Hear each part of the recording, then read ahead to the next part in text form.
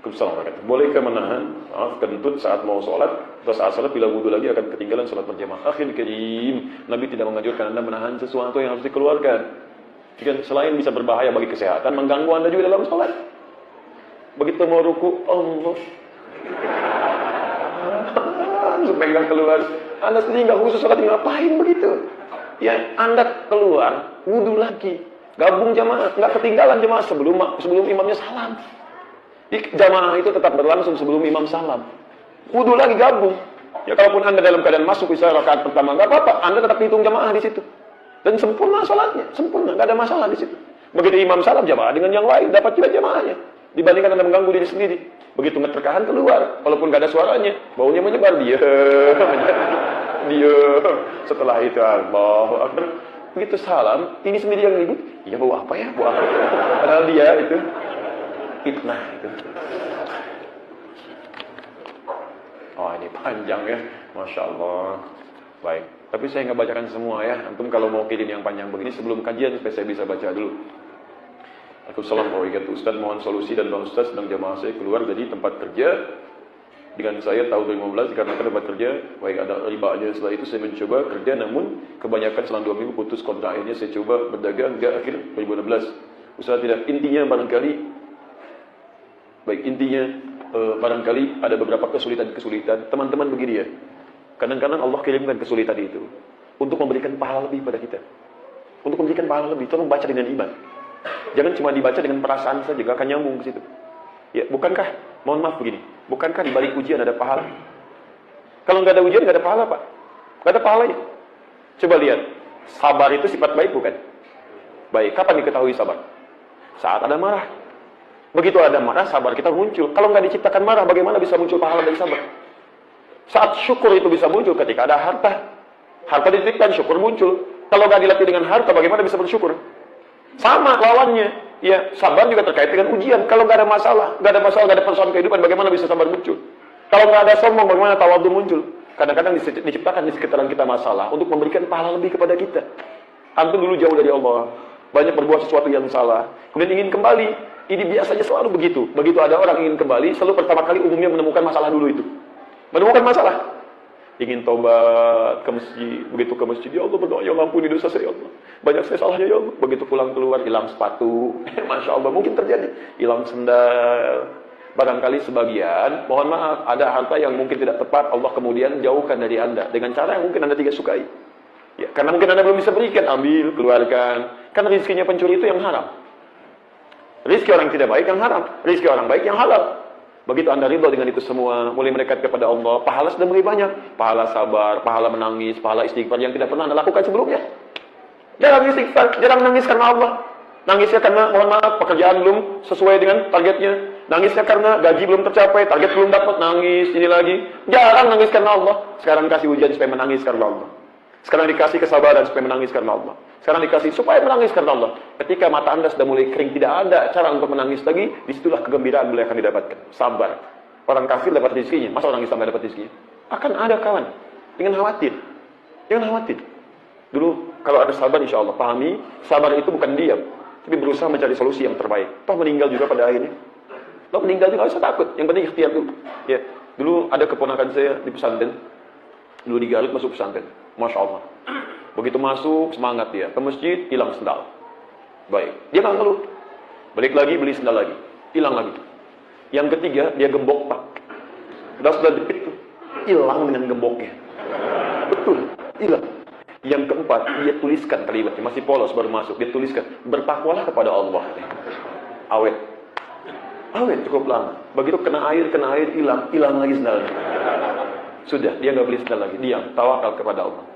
Sudah ikhtiar, sudah usaha. Ya Allah, minta, saya sudah berusaha begini, ya Allah. Kan? Sesuai, sudah, selesai. Tawakal. Begitu keluar dari masjid, empat-empatnya tampak dan diperlihatkan siapa yang pakai. Itu kita. Begitu dimanfaatkan, dimaafkan, awet, sudah. Sejak saat itu nggak pernah kehilangan sendal lagi. Biasa saja. Alhamdulillah. Toh harta itu titipan, harta punya siapa? Allah. Kalau Allah mau ngambil, boleh nggak? Kenapa Anda marah? Kan punya Allah. Makanya ketika dititipkan, orang yang hebat itu ketika dititipkan, dia akan merawat titipan. Sehingga ketika diambil dalam keadaan terbaik. Aneh, nitip, ketika diambil marah, aneh, luar biasa. Yang punya kan bukan Anda. Yang punya sendal di luar siapa? Yang punya mobil siapa? Yang punya sendal siapa tuh? Anda cuma ketitipin. Jadi mumpung dititipin, pakai sendal itu untuk ibadah, pakai ke masjid, pakai untuk ta'lim, sepatu pakai untuk mencari yang halal, supaya menjadi saksi bagi Anda di hari akhirat nanti. Itu poinnya. Kalau cuma sendal bagus-bagusan, mesti banyak yang bagus, apa ini dibanggain? Ya kalau sudah diambil sama Allah, artinya tugas Anda selesai, titipan Anda berpindah pada orang lain. Tapi Anda ikhtiar dulu, jangan dibiarkan. Hilang, oh ini tugas saya selesai, enak banget pencurinya. Ikhtiar dulu, cari, selesaikan dan sebagainya. Begitu tidak bertemu, sudah berpindah tugas saya selesai. Alhamdulillah ya Allah, jadikan hisab saya ringan dengan sendal yang telah kau titipkan kepada saya, dan sekarang digunakan oleh orang lain. Alhamdulillah. Kalau ilmu ini belum ada pada diri kita, aduh capek Pak. Begitu keluar sendal gak ada, mana DKM? Bagaimana si bapak ini tidak bisa merawat dengan baik ya? Ini sendal saya hilang, beli CCTV. Padahal sendal jepit Pak. Yang kalau bilang baik-baik diganti gitu kan. Jadi ada beberapa keadaan yang kadang-kadang kita penting untuk kita lihat dengan cara pandangan iman. Alhamdulillah Anda diberikan ujian bukan pada saya tapi pada antum. Karena Allah ingin berikan pahala pada antum bukan pada yang lainnya.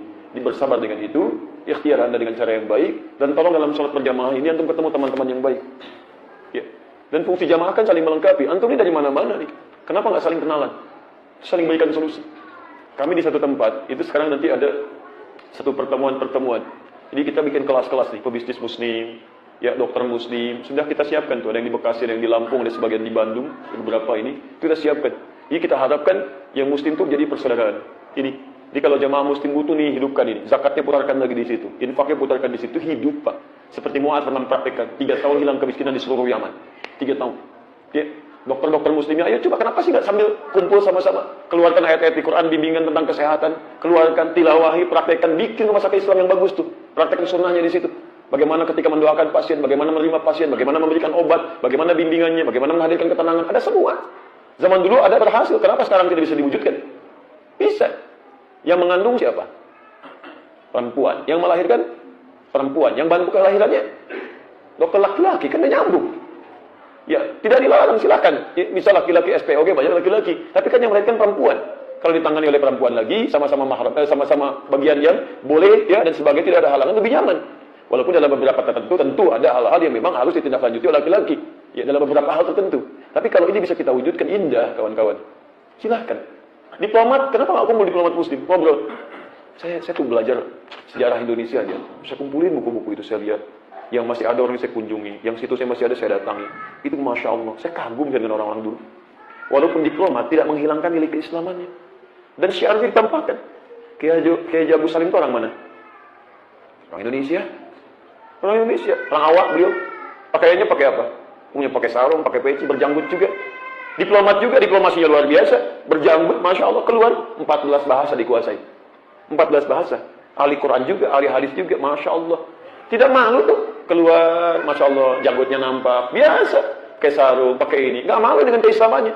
Pernah diolok-olok, begitu akan menyampaikan kalimat-kalimat dalam sidang internasional. Masya Allah, begitu mau naik, sampingnya mulai memberikan olok-olok.